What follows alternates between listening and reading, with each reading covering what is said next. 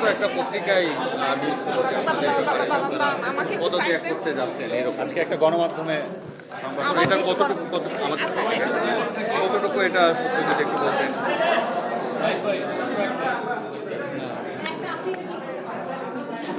না, আমি এটা আমার নজরে এসেছে, সোশ্যাল মিডিয়াতে দেখেছি, বাট পত্রিকা আসলে কোন উৎস থেকে এটা বলা হয়েছে এটা কিন্তু আসলে পরিষ্কার করে নাই আসলে। আর এই ধরনের কোনো সিদ্ধান্ত আসলে এখনও হয় নাই।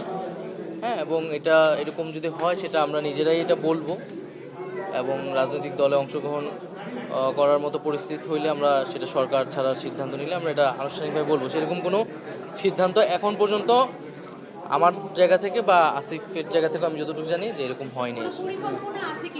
কোনো রাজনৈতিক দল গঠনের না, এখনও আমরা এটা ভাবি না। আমরা তো সরকারের কার্যক্রমই করতেছি। তো এই আলাপটা আসছিল যখন আসলে রাজনৈতিক দল থেকে বলা হচ্ছিল যে সরকারের থেকে রাজনৈতিক দলে অংশগ্রহণ, তখন আমি বলেছিলাম যে কথার প্রেক্ষিতে যে নতুন রাজনৈতিক দল হোক বা অন্য কোনো রাজনৈতিক দল হলো, আমরা সরকারে থাকা অবস্থায় সেটার সাথে সংশ্লিষ্ট হব না। এখন পর্যন্ত আমাদের এরকম কোনো সিদ্ধান্ত বা পরিকল্পনা আসলে হয় না। তাহলে উপদেশ মহোদয়, যে বিষয়টা জানার ছিল, যে নিউজটা আপনি বস্তুনিষ্ঠ সংবাদের কথা বলেছেন, গণমাধ্যমের স্বাধীনতার কথা বলেছেন একটু আগে, তো বস্তুনিষ্ঠ সংবাদ এবং সবকিছু মিলিয়ে আজকে যে পত্রিকায় যে নিউজটা আসছে, তাহলে কি এটা ভুল তথ্য ছিল কিনা একদম? আমি মনে করি যে উৎসটা তারা পরিষ্কার করেনি, সেক্ষেত্রে আরেকটু দায়িত্বশীলভাবে এটা প্রচার করা উচিত ছিল, বা তাদের কাছে এরকম এটাকে তো খুবই গুরুত্বপূর্ণ একটি সংবাদ আসলে। তো সেক্ষেত্রে তাদের উৎসটা বলা উচিত ছিল। আমাদের জায়গা থেকে তো এরকম হয়নি আসলে। এখন সেক্ষেত্রে আমরা আরও বলবো যে এই ধরনের সংবাদ প্রচারের ক্ষেত্রে অবশ্যই আরেকটু দায়িত্বশীল ভূমিকা পালন করলে আমাদের সবার জন্য ভালো হবে। উপদেষ্টা আপনি বিবিসিকে একটা ইন্টারভিউ দিয়েছেন, যেখানে বলেছেন যে আপনারা একটা ইনডেমনিটি দিবেন যারা আওয়ামী লীগ বা তৃণমূল পর্যায়ে যারা আওয়ামী লীগের সমর্থন ছিল, কিন্তু দল হিসেবে নানা সময়ে এই ক্যাবিনেটের অনেক উপদেষ্টাই যেটা বলবার চেষ্টা করেছে যে ফ্যাসিস্টদের আর ফ্যাসিজমের কোনো সুযোগ নেই, বা আওয়ামী লীগের আর রাজনীতিতে ফিরে আসার সুযোগ নেই। তাহলে দল হিসেবে কেন নিষিদ্ধ করছেন না?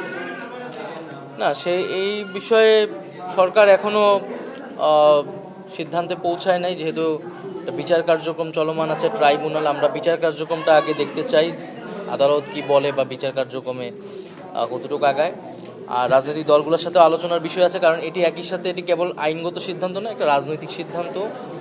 তবে ব্যক্তিগত জায়গা থেকে আমি বা ছাত্রদের পক্ষ থেকে ছাত্ররাও বলেছে যে আমরা মনে করি যে আওয়ামী লীগ 15 বছর যে ফ্যাসিজম করেছে, জুলাই যে ধরনের গণহত্যা সংঘটিত হয়েছে, তারপরে আওয়ামী লীগের রাজনীতি করার আসলে অধিকার নাই। আওয়ামী লীগ নামে, আওয়ামী লীগ ব্যানারে আসলে রাজনীতি করার সুযোগ বাংলাদেশে থাকা উচিত না বলে আমরা মনে করি। সেটার আইনগত প্রক্রিয়া কি হবে, রাজনৈতিক প্রক্রিয়া কি হবে, সেটা হয়তো আমাদের আলোচনা করে বের করতে হবে। আবার পাশাপাশি এটাও আমরা বলেছি যে আমরা কিন্তু কোনো প্রতিহিংসা হয়ে আমরা রাজনৈতিক প্রতিহিংসা শুরু করতে চাই না। আমরা রিকনসিলিয়েশনও চাই, আমরা জাস্টিসও চাই। ফলে যারা সন্ত্রাসী কার্যক্রমের সাথে জড়িত ছিল না, যারা করাপশনের সাথে জড়িত ছিল না, এরকম যারা সমর্থক গোষ্ঠী আছে, নেতাকর্মী আছে, তারা সাধারণ ক্ষমা পেতে পারে। তাদেরকে সমাজে একটা রিকনসিলিয়েশনের ব্যবস্থা থাকতে হবে, নাহলে সমাজকে আমরা বিভাজিত অবস্থায় রাখতে পারি না। একটু আগে আপনি বলছিলেন যে ভিন্ন মত আছে রাজনৈতিক দলের মধ্যে, কিন্তু সময় মতো আসলে ঐক্য থাকবে। যেমন এই জুলাই প্রোক্লামেশনের কথাই যদি বলি, সেটা আসলে এখনো হয়নি। তো এই সব বিষয় নিয়ে আপনারা কি আলোচনার মধ্যে আছেন কিনা? সেই জায়গায় আপনাদের দেরি হচ্ছে যেহেতু, সেটার আসলে কারণটা কি, মানে কোন জায়গায় আটকে আছেন বা রাজনৈতিক দলগুলোর সাথে? আমরা তো আলোচনায় আছি, এবং সরকারের জায়গা থেকে সরকারের সম্পূর্ণ প্রস্তুতিও আছে। এখন এটা রাজনৈতিক দল বিএনপি এখানে দেরি করতেছে বা তারা একটু সময় চাচ্ছে, তো আমরা সেই সময়টাও তাদেরকে দিয়েছি। এখন দেখা যাক তাদের উত্তরটা কি আসে। কিন্তু আমি মনে করি যে এটা ছাত্রদের জায়গা থেকে এটা প্রথমে এককভাবেই ঘোষণার সিদ্ধান্ত ছিল। যখন রাজনৈতিক দলগুলো এটার অংশীদারিত্ব হতে চেয়েছে, তখন সরকার নিজে একটা উদ্যোগ নিয়েছে জাতীয় ঐক্য রক্ষার স্বার্থে। তো আমি মনে করি সেই ঐক্যের প্রতি শ্রদ্ধাশীল থেকে, গণঅভ্যুত্থানের প্রতি শ্রদ্ধাশীল থেকে আমাদের এই জুলাই প্রোক্লামেশনের কাজ দ্রুত এগোনো উচিত। সরকারের জায়গা থেকে কিন্তু সরকার যে কোনো প্রস্তুতি, সব ধরনের প্রস্তুতি নেওয়া হচ্ছে। সময় বেঁধে দিয়েছেন নাকি বিএনপি যে কোনো সময়? তারা বলেছে তারা দ্রুত সময়ের মধ্যে, তাদের একটা মিটিংও হয়েছে, যে তারা কিছু নীতিগত সিদ্ধান্ত নিয়েছে। আমরা হয়তো দেখবো আর কয়েকটা দিন, তারপরে হয়তো এটার আনুষ্ঠানিক বক্তব্য আমরা সরকার বক্তব্য দেওয়া হবে। মাননীয় অনেক উপদেশ- বলে ফেলছি। আরেকটি লাস্ট প্রশ্ন, মাননীয় উপদেষ্টা আমরা দেখেছি গত পরশুদিন কওমি উদ্যোক্তাদের একটি প্রোগ্রামে নারী সাংবাদিকদের প্রবেশ করতে দেওয়া হয়নি। তো এই নিয়ে আজ ধর্ম মন্ত্রণালয় থেকে একটি প্রেস বিজ্ঞপ্তি দেওয়া হয়েছে।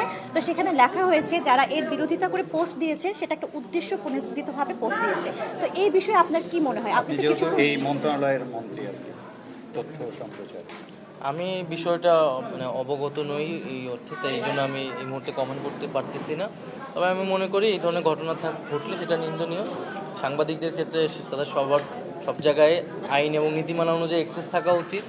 নারী সাংবাদিকদের ক্ষেত্রে আমাদের আরও বেশি নিরাপত্তার কথা ভাবা উচিত, কারণ আমরা মত প্রকাশের স্বাধীনতায় বিশ্বাস করি। যদি এই ধরনের ঘটনা থাকে সেটা আমাদের আলোচনা করে আসলে ভুল বোঝাবুঝিগুলো আসলে নিরসন করা উচিত।